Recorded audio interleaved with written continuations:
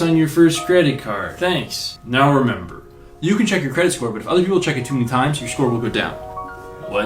Your statement date is the 5th, and your due date is the 15th. Your credit limit is $1,000. A good score is going to be 670 and 750. Hey, you guys see my scotch tape?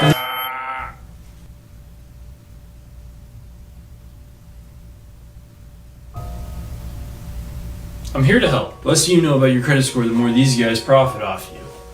A credit score is just a grade of how good you are at paying off your debts. It was invented to solve the problem of, hey, will this total stranger pay me if I lend them some money? The rules of it are pretty easy, but they're hard to find. But I found them, they're right here. Why do I need a good credit score? So if you're buying a house, be realistic. So if you're buying a used car, be realistic.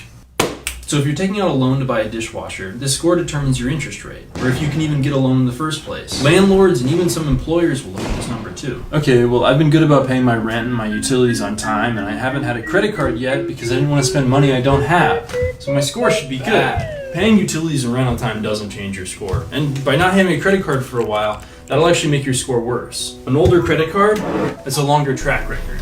That's dumb. Wait, it gets dumber. Some parents will have their kids as an authorized user of their account. This gives the kid a good credit score for doing nothing. But you can inherit a good credit score? Sorta. So another important thing is your limit. Don't go over that. Don't even go close. If you spend more than 30% of your limit, your score gets worse. If you spend between 10 and 25%, your score gets better. How long have these scores been around? Basically since 1989. What did we do before that? Ask him. So before 1989, how did you guys decide who got a loan to buy a house? One thing we would do is we would draw maps and color code different neighborhoods. So white neighborhoods got green, and black and brown neighborhoods got red. The green neighborhoods could get home loans, but the red neighborhoods couldn't because they were deemed risky. It's called redlining. I've heard of that. I didn't know it was like a neighborhood credit score. That system was racist.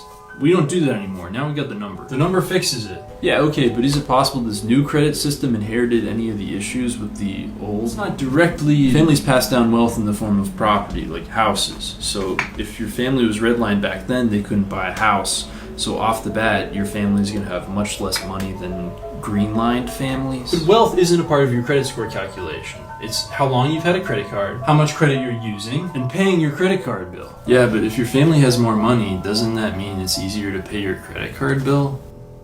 It's not directly, I guess, indirectly, it's a better system than redlining. False alarm, guys. Found it. It was on my desk.